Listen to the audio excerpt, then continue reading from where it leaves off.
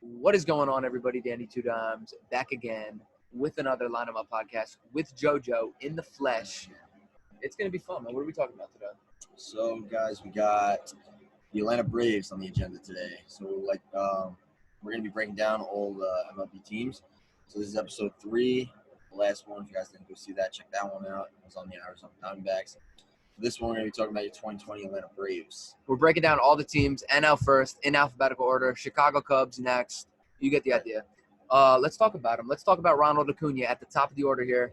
By the way, the order, we're looking at Fangraphs. We're looking at their projected order. We're going to take a look at some of the, bench pieces that may be getting the platoon spot here and there. We're gonna break down the team in pretty good detail, but not too long. It's going to be about 20 minutes. Acuna leading off, man. He's a great guy. He has great power versus left-handed pitching. A lot of the Braves do. You're going to see. He had a 270 ISO last year, and he's a guy that can also steal you some bags. 37 stolen bases last year. Great arm in center. He can play right. No, this is definitely a guy to me that made his mark in the league last year. People know who he is, and he's young, 22, 23 years old.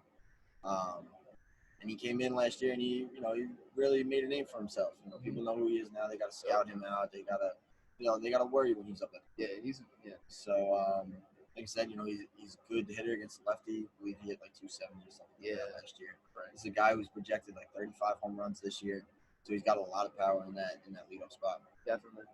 He's going to strike out a lot, but that's just today's game of baseball. Second base and batting second, Mr. Ozzie Albies, a little switch hitter. And he's another guy that absolutely crushes left-handed pitching. 295 ISO last year, 180 WRC plus. That is excellent. Both those numbers are excellent. He doesn't strike out much. 12.7 K rate, strikeout percentage against left-handed pitching. He's a guy that doesn't strike out a lot. He is a guy that struggles against the curve. That's the only pitch that really gets him, at least at the last year. And he's a guy that stole 15 bags last year. He's pretty quick, too. He could definitely take a base for you every now and then. Good player. Again, just feeding off the whole lefties, good off lefties. He's a guy who hit 389 against lefties last year. 30 home runs, I believe. Total 11 home runs, I think, were all for lefties. Yeah, he had 11. Yeah, he had 11 home runs against lefties in only 157 plate appearances. I mean, come on, that's why his power is. He just cranks left-handed pitching. So, he's solid defensively. Yep, good second base. Solid second base. He's young too, just like Acuna, little young core. They got the young core with the veteran coming up here, Freddie Freeman. Look, I remember when Freddie Freeman was playing third base for the Braves a little while ago, not too long ago, man. They were rebuilding. They kept Freddie along, and they're in a place to pursue a championship with Freddie Freeman. I really respect that. I think they did a great job of rebuilding. I know they were doing some shenanigans with like the offseason. Like, I forget what they were doing, but basically their GM, like a couple of their assistant GMs got like banned for life because they're doing some shenanigans in overseas. But hey, man, you gotta win. Look what the Astros are doing. They're stealing signs. And this is a big, you know what I'm saying? This is a big guy at first. 6'5", 220. So he's a big lefty at the plate too. He's a scary guy to pitch to. He's got an unlimited amount of power from no matter who's throwing. He's always hitting the ball hard. I swear. So this is a guy that is your ideal third spot. Facts. And he's a good glove. He could pick it at first too. He's a guy, like I was saying, like we were saying, the Acuna and Albies, they really are dominant against lefties. Well, Freeman, he cranks righties. Okay, he had a 280 ISO against righties, 412 WOBA. Strikes out a little bit, not as much versus righties, but he strike out a little bit against lefties. It's hard. Struggles versus the slider and the cutter. So obviously, pitches moving away from him, he's not good at. And that's probably mostly coming from left-handed pitching. So, but he hits the curveball well. I mean, he's a great player. And he's getting older, but pure power guy. Yeah, he's got a nice swing. Nice swing. Number 4, they got Ozuna from the St. Louis Cardinals here. Great arm at left field, so he's always going to have that, that pretty good defense. But one quick thing about Ozuna is this is a guy that did struggle against lefties a little bit. He only hit 217 last year against lefties, so he definitely did struggle. And who knows what he's going to be like this year? That's what I was going to say. Improve or not? But like I said, we're going from a little bit of last year's numbers. So if you go by his last year's numbers, it is he has a hard time against lefties. Right. And one thing I might want to say to that is, last year he struck out a lot versus lefties, but he did have a high power number versus lefties, a high ISO 265, and that's because he's going for that swing and miss approach, that like hit home run or strikeout against lefties. And mind you, he was it was a free agent year, so maybe he's thinking, oh, I hit more home runs, I'll get paid more. But yeah, It's not easy to play in that kind of year. nah, it's not. He's a fastball hitter. He struggles against the breaking balls. Yeah, like just to build off that too, like you said, he does struggle against breaking balls. So, pitchers who have really good breaking stuff and movement stuff, and they're playing against the Braves, it's a stat you want to look at, especially if you're going to be betting the game. It's something that you want to check out. You want to make sure that this team can how they are against a guy who's going to be starting against them who dominates with a curveball. Yeah, definitely. So we're going to the fifth spot. We got Travis d'Arnaud, the catcher, behind the dish. Not Travis d'Arnaud. I know he's pretty good at like receiving pitches, so that'll help out the pitchers. I feel like I think he is at least not the best behind the plate in terms of like throwing them people out, but I was gonna say that doesn't have the best arm behind the plate, but he's a solid 5 guy, in that lineup. And he had a pretty good year last year, And he was pretty good with Tampa as well. He was hitting some home runs. He found his power stroke apparently. To me, I don't think d'Arnaud is an all-star, but he's going to be a big factor. I think a big key in their lineup. Big right-handed bat, yeah. And like mostly all the other right-handers so far in the lineup, he hit lefties well, and that's kind of what makes me think him and a player we'll mention later, Danny Echeverria. It's like, they've gone their whole careers just kind of being average, but then they get to Atlanta and they're starting to dominate. Like they're starting to just hit lefties with so much power. It's like these right-handers they're finding their power stroke in Atlanta. I don't know, maybe it's the ballpark. I don't know what it is, but every single Atlanta right-hander just has great power numbers against lefties, and I don't know what it is. But Travis d'Arnaud is just like the others. Excellent power, Yeah, he's definitely going to be a guy in that 5 slot. That's you're going to need him to produce a little bit. I think he will, hitting wise. Like you said, behind the plate, he doesn't have the best arm, but he's a solid catcher. He's a solid 5 spot. Yeah, definitely. He's definitely going to do something. And one other thing I'll add is I looked up his numbers last year. He was really bad against sinkers and curveballs. So if you got a sinker pitcher on the mound, maybe take a look there. And he actually kills changeups, so that's something. I know a couple of the other players weren't so great against changeups, but he's one of them that does well. Then they got Ender Inciarte. Now keep in mind, this is if a right-handed pitcher was on the mound. I think if it was versus a left-handed pitcher, you'd see Acuna in center field and maybe Adam Duvall in right field or something like that. I don't think it'd be like this, but they got Ender Inciarte in center field at the 6th spot, another left-handed bat. I believe his strikeout percentage too is like 16% against righties. Yeah, which is that's not bad. It's a solid piece in that lineup. Yeah. With this Atlanta Braves team, their top 4 are very tough. I think that's very tough. And they're gonna be like the core of that team. Of course, they need to be as you get down in the lineup, I would not say they're bad players. I don't think that at all. I think they are solid. They do bring pieces that the Braves need, but their top 4 in that lineup, which we discussed, that's their core right there. That's their team. So facts. No, I agree. Yeah, I agree. I think. Well, I don't know if you were necessarily saying this, but I think like after the top 4, it's a bit of a drop. It drops down. I think it does, and I think I think they're relying on a lot of players that are, getting up there in age, kind of unproven. Like, I mean, I don't know. We'll talk about some of them later. But for Ender Inciarte, he's a good. I think he's still a good glove and center. He's got like a pretty accurate arm. I don't think he has the strongest arm. Thing about him is he's coming off quad injuries, both of his legs last year. I think the year before he had a quad injury in one leg. He had a quad injury in the other leg, like last year.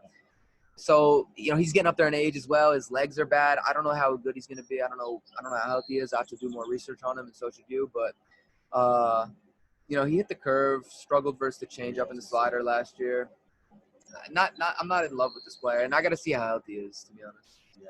But Acuna could play center if he needs to. Acuna's that good. He's that athletic. That guy can play anywhere in the outfield. Exactly. Anywhere in the outfield. Then we got the 7th spot.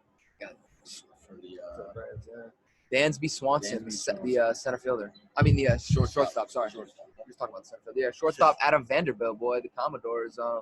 That's a little baseball. That's a little baseball factory down there. Yeah. So, yeah, Dansby is. I'm not a big Dansby fan. He's all right, but he was like the number 1 pick. I don't think he really lived up to that hype. I don't know if he lived up to that number 1 pick hype yet. I don't think who knows what this year could, Yeah. He seems like a nice guy. I seen like an interview with him and his wife. His wife is like a professional. I think she plays for the U.S. women's national team. Oh, really? Or a girlfriend, maybe. I don't know if they're married, but like girlfriend, I think. So it comes from So it's like I don't know. I don't know what that means, but I just saw a little video. Yeah. I'm not a huge fan of Swanson myself either. Yeah. But I do think he is more solid defensively than he is at the plate. I think he's a solid shortstop. I don't think he's, great. I don't think he's great at the plate. But like I said, he's not a horrible player in my opinion. He's pretty. He has his games. I know last year he had a few games where he went off. And if he builds off that from last year and he starts coming into the new year, especially if it's a shorter season, who knows what it's going to be like. This is a guy that he can come up. He can come up. He can make a name for himself. So I guess we'll just have to see. Yeah, I mean, it's like, for a shortstop in the 7 hole, I mean, this is what you expect. Pretty average. Pretty average to a little bit above average pop versus righties, but he does strike out a lot versus righties. Doesn't strike out as much versus lefties. Has a pretty good WOBA. Just a pretty average player altogether, but a decent shortstop. Then at 8, they got Johan Camargo, and this is if again they're going to be facing a right-handed batter. He's going to be playing third. Not much action last year, not much action last year because what's his name? Donaldson was at third, but he did have 19 home runs in 2018, so that's something to note. I mean, this guy is no Donaldson. Yeah, of course not. I'll tell you that right now. So any Braves fan out there that might think this guy's going to come in and replace Donaldson, it's not going to happen. He's no Donaldson. It's hard to do. It's very hard to do. So he's got some big shoes to fill. I'm kind of excited to see what he can bring this year. He's going to be, like I said, probably in that 8th or 9th slot in the lineup. So, again, he's kind of what you expect for somebody in the bottom of that lineup. He's a switch hitter, too, but I think he'll be getting most of his at-bats from the left-hand side versus the right-handed pitching, just to platoon with the next player, Adeiny Echeverria, shortstop. He could play kind of all over the middle infield, all over the infield, because I think he'll be playing third when Camargo to sub Camargo when they're playing a righty. And Echeverria last year, he is a player that I was kind of shocked because I'm a Mets fan, right? I was watching him on the Mets. I know I've seen him with the Marlins. This guy, he's always been known as, that really good infielder, but, the bat's just never there. But all of a sudden, this dude goes to Atlanta, and he starts cranking lefties. I don't get it. What are they doing there? He had a 304 ISO versus left-handed pitching last year. I don't think he had many plate appearances. Yeah. So we do need to look at that. We do need to check the sample size. I do need to recheck the sample size to be 100% honest with you. But just to build off that a little bit, like you said, this was a guy that wasn't known really. And can we pull something? No. Keep running with it. This is a good take. This is a good take. Yeah. So this is a guy who, like Danny said, he started coming up last year against lefties and started really out of nowhere. So as a 9th hitter, 8th, 9th spot. This is where I put him here because we don't know what the DH rules are going to be, so we can talk about I would say he's going to be 8th, 8th, 9th, spot. And he's a pretty good fielder. I feel like even at third base, he can play short, second, he can play all over. Yeah. But like Danny said, just to build off that, going to the next player. Yeah. We don't know what's going on with the whole DH rule and who's going to be what. So we're just going if there is there might be. Yeah, exactly. I think there will be. Yeah, I think so. And we think it would be Markakis. Yeah, I think they'll probably do like a similar thing, like a platoon. I think versus right-handed pitching, they'll have Markakis, and versus lefties, I think they'll have Duvall. So Markakis, he's a guy last year that I wish we could look this up because I feel like I can't recall, but I want to say he was kind of injured a little bit last year. Markakis was. He was injured, right? Yeah. He was injured this year. So he had some injuries. This is a guy who's got some years behind him. That's what I'm saying. It's like as a DH, like I feel like So he's as a decent DH against maybe. lefties, and it might save him. He just needs to focus on batting. Like he still did like he had a 347 WOBA versus right-handers last year. I mean that's pretty decent, especially as a DH. Like let him just. I mean, I DH think away. this guy, Not much more power. than anything, to this team, he's bringing that experience. Yeah, he's bringing exactly. that He's a good locker room experience guy. that he got. He's a good New York guy too. Great locker room guy. So I think he's going to help some of the younger players, especially having like the young talent with the Acuna and you got Freeman and all those guys. Been around a long time. That he could really help out and fill that leadership, that captain. Little postseason, he's a good postseason player. He's got that experience, so he's got that on his resume. That's going to be I would great like for, even though he's in Baltimore forever. Not much postseason there. Yeah. He's going to be a great key to the Braves. And then versus lefties, if they wanna, they have Duvall, the outfielder. He mashes lefties, right-handed bat. He just absolutely cranks them. And again, I don't think he played a ton last year, but Duvall didn't. No, but he when he does, he hits lefties well. He produced.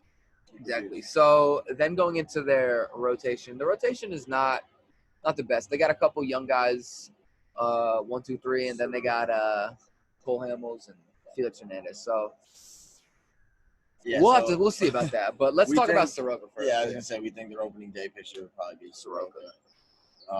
Rookie last year, I believe. He was really good. Yeah, last year. Young guy, very young guy. I think he's from Canada as well.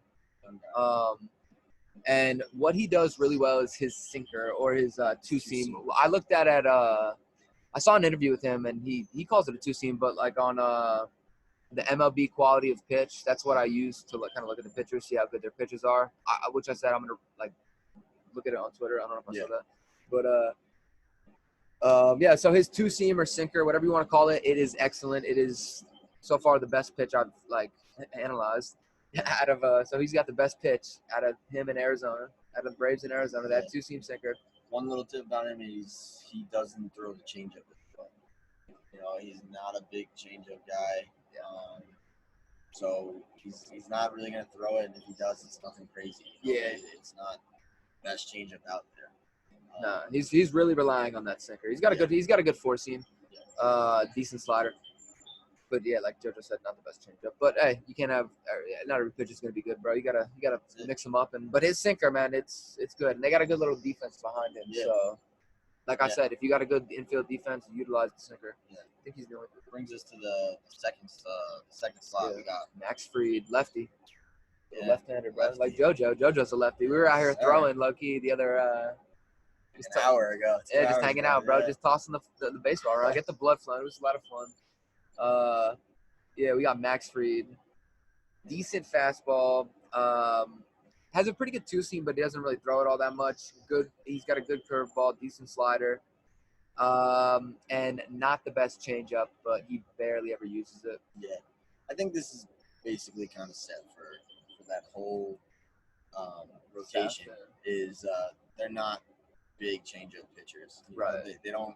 None of them have the best Cole. changeup. Well, Cole does. Cole has a pretty good one, a decent one. Right. Yeah. A decent. And he's been known for it in the past, but a decent changeup. But he's also getting older. So exactly. Who knows what he's really. Well, Fultonavich actually. We'll talk about Fultonavich. He is pretty good. Well, I was gonna say more thing about Fried. The thing I like about the rotation is how they kind of split it up between the righties and the lefties. So you always keep the opposing team kind of. Well, I don't know how many games they're gonna play this year in the series, but still, you like to have a little bit of.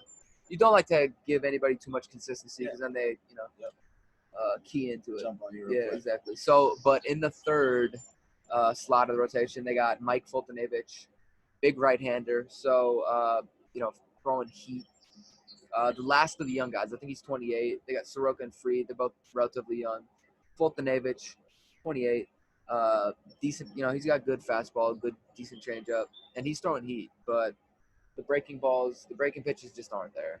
Yeah, and unfortunately, in this league for him, it's great to have a good fastball, but you have a lot of guys in this league that are fastball hitters. Yeah, that's the thing. So, he might be solid for first couple innings, but I think once they see that fastball and they kind of know it's coming, that could turn really bad. Yeah.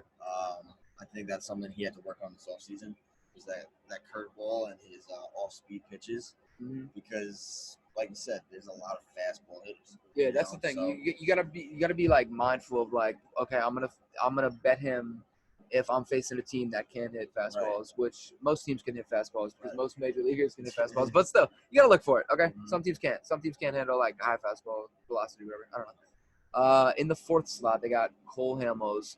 Cole Hamels, the lefty who's been around forever, bro. I swear to God, forever. I remember this guy's name being mentioned when I was a kid. On the Phillies. He was on the Phillies in like 2008, I think, when they won the World Series. So he's been around for a while. But again, I think he does still have some juice in there. He's got something to bring them a little bit. And again, it's good to have that experience. This guy who's been around, he's been to a couple different, ball clubs or whatever, and he got some experience under his belt now, and he could help the younger staff. He's always, I feel like he's always durable too. He's always just going out there and pitching, like nothing's wrong with him. Sure. So that's always something you want to have. So even though he's a little bit older, I mean, he was still pretty effective last year. He's got a great two seam, but he rarely uses it. Good cutter, decent change, not very good curveball. He does what he can though with it. And then they got the other old guy, the other kind of low key like the shoot. It's been a while since. Yeah, it's been a while since Felix Hernandez, bro. It's been a while since I heard the name. To be low honest. Key. I have nothing against Felix Hernandez. Nah. I think he was. He did his time in Seattle, and he had a couple of very, very good years. And you know what? I think that he's kind of underappreciated just because like that whole like East Coast bias. It's like no one's staying up. No one's watching Seattle, bro. Yeah. Like, come on. No one's watching Seattle. Exactly. But he was tough. He was a tough bro. guy. I'd like to see him get back to that. Felix Let's Hernandez. see what he's doing. Yeah. If he could do that this year, then that adds him, another weapon in their. Their arsenal, right? And then what do you call it? He's a pitcher that throws a sinker, so I think that'll help him. I think because I think the Braves do play pretty good infield defense. At least Albies and Freeman. It's like I like them over there. And what's his name? Swanson's not bad at short, but I don't know. I'm not too sure about Camargo. And if you get Echeverria in there, he's a pretty good glove too. So again, throwing a sinker is good. He's got an all right curve and slider, but then he's got a pretty bad changeup. So look for that. Really quickly, just talking about their bullpen. I think their bullpen's actually pretty good. They got a couple guys. They just got that one left-hander. I can't think of his name off the top of my head, but they just got him from like San Francisco. Yeah. They got I don't really understand why they got Mark Melancon as their closer, and maybe he won't be. I got to look in more into it, but he's listed as their closer. I don't like Melancon. Like I just don't like Melancon. Yeah. He's not that good. I don't like him. He blows too many saves for me. Like let one of them young guys like that Martin guy. He's good. They got Newcomb in there as a lefty. He's good out of the pen. We also got to see how these managers are using the bullpens with the whole rules changes. Obviously, we don't know when the rules. We don't know what's happening with baseball, but I'm just trying to look at all these teams, see what's good with them, bro. It was pretty fun. What do you say?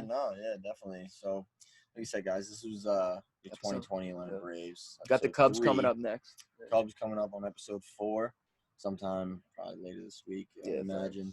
Again, guys, just a quick reminder, if you didn't see the last episode, go click that. Arizona Diamondbacks. We're doing all of them. That was we talked about that team for a little bit, and they're going to be a team to watch too. So basically that's it, guys. That's your 2020 Atlanta Braves, and stay tuned, and we'll see you for the next episode.